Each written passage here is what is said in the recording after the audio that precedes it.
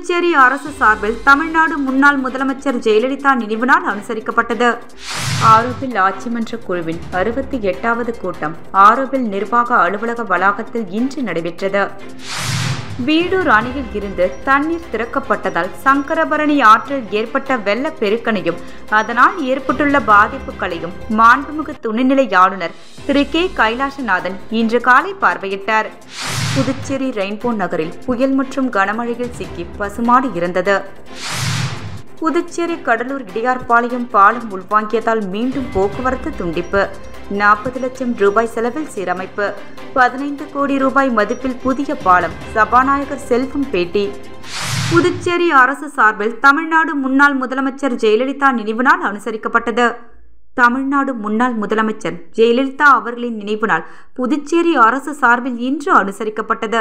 இதையொட்டி புதுச்சேரி சட்டப்பேரவை வளாகத்தில் அலங்கரித்து வைக்கப்பட்டிருந்த அவரது திருவுருவ படத்திற்கு முதலமைச்சர் ரங்கசாமி, சட்டப்பேரவைத் தலைவர் செல்வம், வேளாண் அமைச்சர் ஜெயக்குமார், சட்டமன்ற உறுப்பினர்கள் தட்சணாமூர்த்தி, ரமேஷ் மற்றும் பலர் மலர்தூவி அஞ்சலி செலுத்தினர். ஆரோவில் ஆட்சிமன்ற குழுவின் 68வது கூட்டம் ஆரோவில் நிர்வாக அலுவலக வளாகத்தில் இன்று நடைபெற்றது. தமிழ்நாடு ஆளுநரும் ஆரோவில் ஆட்சிமன்ற குழுவின் தலைவருமான திரு ஆர்.என். ரவி தலைமையில் நடைபெற்ற கூட்டத்தில் மாண்புமிகு துணைநிலை ஆளுநர் திரு கே கைலாசநாதன் பங்கேற்றார். ஆரோவில் அமைப்பின் செயலர் திருமதி ஜெயந்தி ரவி மற்றும் ஆட்சிமன்ற குழு உறுப்பினர்கள் பங்கேற்றனர். ஆரோவில் அமைப்பின் செயல்பாடுகள், தற்போது செயல்படுத்தப்படும் திட்டங்கள் குறித்தும் எதிர்கால செயல் திட்டங்கள் குறித்தும் இக்கூட்டத்தில் விரிவாக விவாதிக்கப்பட்டது. முன்னதாக ஆரோவில் சாவித்ரி பவனில் அமைந்துள்ள மகான் ஸ்ரீ அரவிந்தரின் திருவுருவ சிலைக்கு அனைவரும் மலர்தூவி மரியாதை செலுத்தினர்.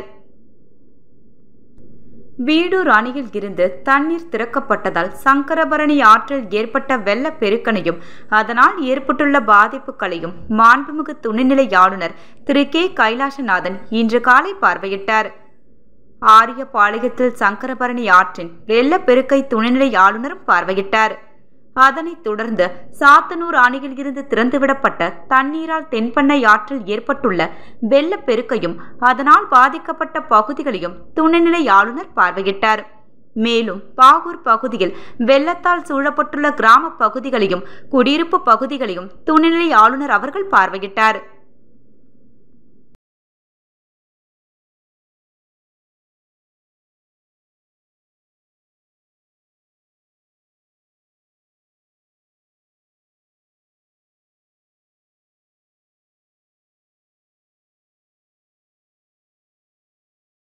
புதுச்சேரி ரெயின்போ நகரில் புயல் மற்றும் கனமழையில் சிக்கி பசுமாடு இறந்தது.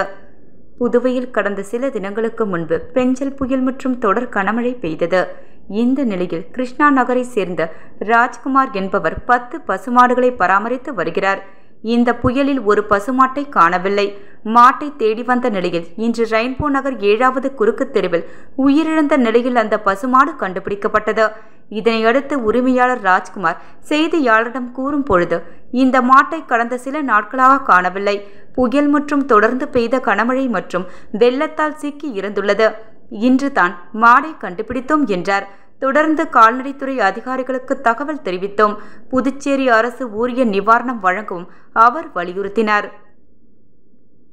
புதுச்சேரி மாநில கழக துணை செயலாளர் திரு வையாபுரி மணிகண்டன் எக்ஸ்-எம்எல்ஏ அலுவலகம் வெளியிட்டுள்ள செய்தியானது, மாண்புமிகு தமிழக முன்னாள் முதலமைச்சர், சட்டமன்ற எதிர்க்கட்சித் தலைவர், கழகத்தின் நிரந்தர பொதுச் செயலாளர், புரட்சி தமிழர், பெரும் மதிப்பிற்கும் பாசத்திற்கும் உரிய அண்ணன் திரு எடப்பாடியார் அவர்களின் ஆணைப்படி மாண்புமிகு இதய தெய்வம் புரட்சி தலைவி அம்மா அவர்களின் நினைவு நாள் இன்று வியாழக்கிழமை காலை 10:30 மணிக்கு அனுசரிக்கப்பட்டது. இதையொட்டி முத்தியால்பேட்டை காந்தி வீதி திருக்குறள் மணிக்குண்டு அருகே வண்ண மலர்களால் அலங்கரிக்கப்பட்டு வைக்கப்பட்ட புரட்சி தலைவி அம்மாவின் உருவப்படத்திற்கு மாநில கழக துணை செயலாளர் முன்னாள் சட்டமன்ற உறுப்பினர் வையாபுரி மணிகண்டன் அவர்கள் தலைமையில் மலரஞ்சலி செலுத்தப்பட்டது. தொடர்ந்து ஏழைகளுக்கு அன்னதானமும் வழங்கப்பட்டது.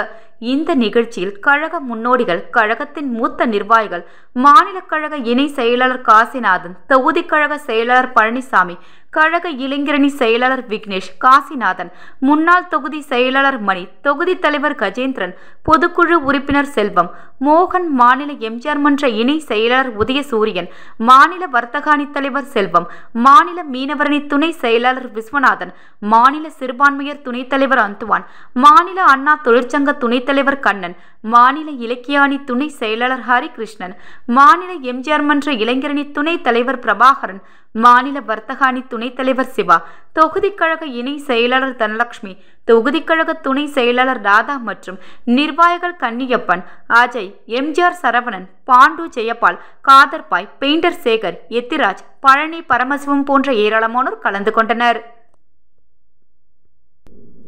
புதுச்சேரி கடலூர் இடையார்பாளையம் பாலம் உள்வாங்கியதால் மீண்டும் போக்குவரத்து துண்டிப்பு. 40 லட்சம் ரூபாய் செலவில் சீரமைப்பு. 15 கோடி ரூபாய் மதிப்பில் புதிய பாலம். சபாநாயகர் செல்வம் பேட்டி. பெஞ்சல் புயல் தமிழகத்தை தாக்கியதால் அங்கு வரலாறு காணாத மழை பெய்தது. இதனால் வீடூர், சாத்தனூர் அணைகள் முழு கொள்ளளவை அடைந்தது. இதனால் உபரி நீர் கடந்த 1ஆம் தேதி நள்ளிரவு முன் அறிவிப்பின்றி திறக்கப்பட்டது. இந்த வெள்ளத்தால் புதுச்சேரி கடலூர் மிக பெரும் பாதிப்பை சந்தித்தது. தென்பெண்ணை ஆற்றில் கடந்த 2ஆம் தேதி 1.5 லட்சம் கன அடி தண்ணீர் பெருக்கெடுத்ததால் தென்பெண்ணை ஆற்றின் கரையோர கிராமங்கள் நீரில் மூழ்கின. அன்று மாலை கடலூர் புதுச்சேரி சாலை நீரில் மூழ்கியதால் போக்குவரத்து துண்டிக்கப்பட்டது. இதனால் விழுப்புரம், நாகப்பட்டினம் புறவழி சாலை வழியாக போக்குவரத்து மாற்றிவிடப்பட்டது. இதனால் வாகன ஓட்டிகள் கடலூர் புதுச்சேரி இடையே கூடுதலாக 10 கிலோமீட்டர் பயணம் செய்தனர். நேற்று மதியம் கடலூர் புதுவை சாலையில் பெருக்கெடுத்த வெள்ளம் வடிய துவங்கியதால் மாலை 3 மணிக்கு பிறகு கடலூர் புதுவை இடையே நேரடி போக்குவரத்து தொடங்கியது. இந்த நிலையில் இந்த சாலையில் நேற்றிரவு 10 மணிக்கு தவளக்குப்பம் அடுத்த இடையாஞ்சாவடி ஓடைப்பாலம் உள்வாங்கியது. இதனால் புதுவை கடலூர் சாலையில் மீண்டும் போக்குவரத்து துண்டிக்கப்பட்டது.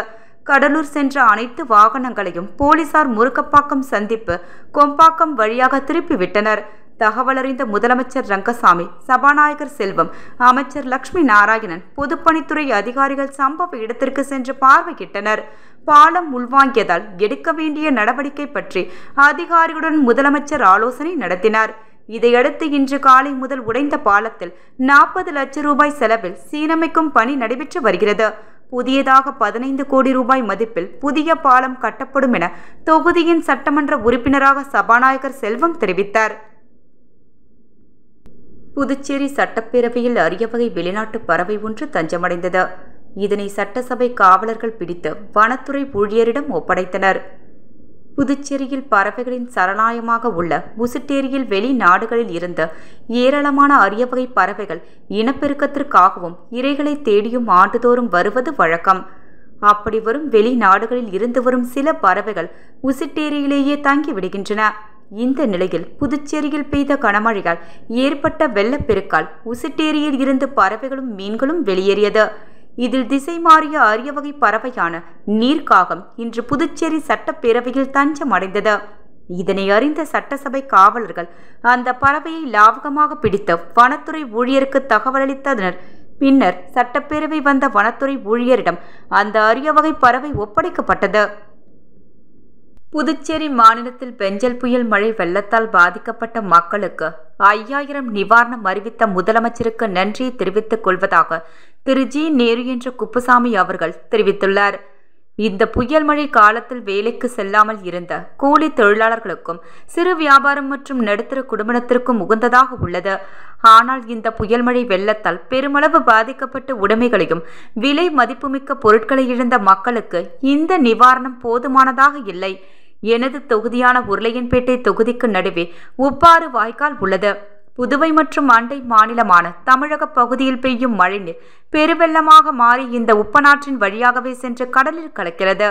புதுச்சேரி மற்றும் அண்டை மாநிலமான தமிழக பகுதிகளான மொரட்டாண்டி, பாட்டனூர், ஜீவாநகர், பூத்துறை, நாவர்குளம், மாட்டுக்காரான் சாவடி மற்றும் புதுச்சேரியின் கோரிமேடு, சாரம், கனகன் ஏரி, இந்திரா காந்தி சிக்னல் ஒட்டிய பகுதிகளில் இருந்து வெள்ள நீர் காட்டாற்று வெற்றமாக வந்து உப்பனாற்றில் கலந்து எனது உருளையன்பேட்டை தொகுதியின் இரு பக்கங்களில் இருக்கும் உப்பாற்றின் கிழக்கு பகுதியான கோவிந்த சாலை, முடக்கு மாரியம்மன் கோவில் தெரு, அந்தோனியர் கோவில் தெரு, சின்ன பொய்கை, குடிசை மாற்று வாரியத்தின் பகுதியான அரசு அரசு குடியிருப்பு பகுதிகளின் தெருக்கள் நேரு நகர், பாரதிதாசன் வீதி, சகாயமாதா பாடசாலை வீதி, குபேர் நகர், வாஞ்சிநாதன் வீதி, சுப்பிரமணிய சிவா வீதி, காமராஜர் வீதி மற்றும் உப்பனாறு வாய்க்காலை ஒட்டிய மேற்கு பகுதியான கென்னடி நகர், சுப்ராயப்பிள்ளை சத்திரம், சாரதி நகர், சாந்தி நகர் விரிவாக்கம், இளங்கோ நகர் விரிவாக்கம், ராஜா நகர், அருந்ததி நகர், முத்தமிழ் நகர், ஐயனார் நகர் போன்ற பகுதிகளில் வெள்ள குடியிருப்புகளில் புகுந்து தரைத்தளத்தில் உள்ள ஒவ்வொரு வீடுகளிலும்